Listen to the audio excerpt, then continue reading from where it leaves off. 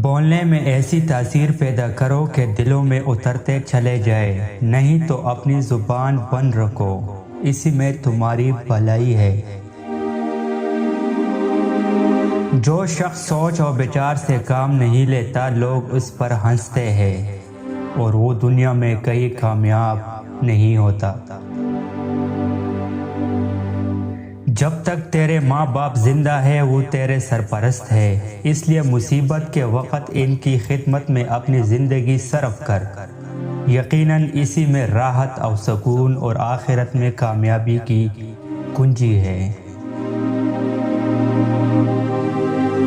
جو بندہ دنیا سے غافل ہے وہی اصل عاقل اور عقل مند قرار دیا جا سکتا ہے۔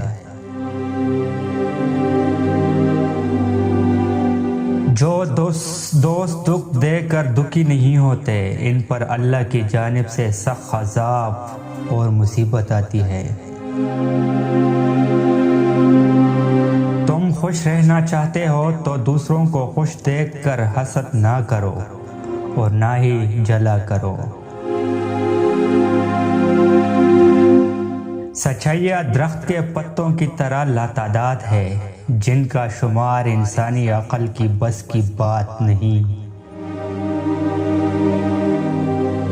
ستولی ماں کے شان میں برے کلمے منہ سے نہ نکالو، کیونکہ وہ تمہارے باپ کی زوجہ ہے۔ جلد دولت مند ہونا چاہتے ہو تو بیوی کے دائیں ہاتھ کی چھوٹی انگلی کا ناخن کاٹ کر اپنے ناخن کے اندر دبا کر سو جاؤ، پھر دولت کو آتا دیکھو۔